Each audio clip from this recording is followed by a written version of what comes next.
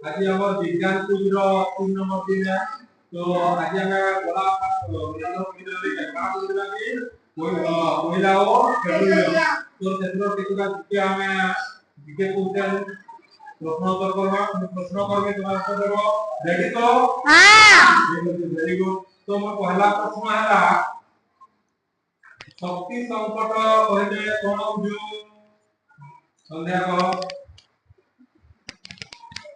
जेते बेले मनीषा मानकर बढ़ाइबा आवश्यकता पूरण पाई प्रयोजनीय इंधन और शक्ति संपद पर्याप्त मात्रा रे मिलु नाही ताहाकू शक्ति संकट कहा जाए।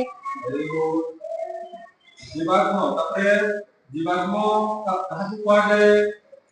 जीवात्म ताहाकू कहा जाए जेउ इंधन गुड़ी को प्राचीन समय जीवजंतु और उद्भिद मृत है जमा होती बा पदार्थ तैयार है सेगुड़ी को जीवाश्म ईंधन कहा जाए। Very good. तो हमर 3 नंबर प्रश्न हैला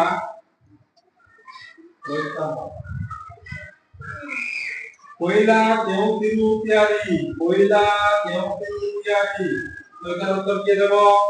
कोयला केउ तिरु तैयारी कोयला केउ तिरु तैयारी कोयला केउ तिरु तैयारी कोयला पुरुष उद्भिद ठारू तैयारी हुए। Very good. हमर 5 नंबर प्रश्न हैला नवीकरण योग्य शक्ति उत्स काहाकू कहा जाए।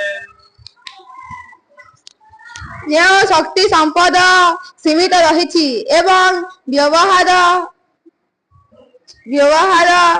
पर सृष्टि संभव नुहे सही संपद को नवीकरण अयोग्य शक्ति उत्स कहा जाए।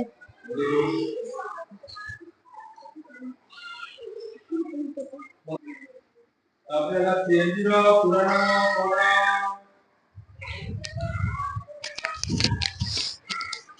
compressed natural gas हमर लास्ट प्रश्न हैला ताप विद्युत शक्ति कोन ताप विद्युत शक्ति कोन जो शक्ति प्रकार रे इंधन द्वारा ताप उत्पन्न करा जाए एही शक्ति विद्युत रे परिवर्तन करा जाए सेही प्रक्रिया रे ताप उत्पन्न शक्ति को ताप विद्युत शक्ति कहा जाए।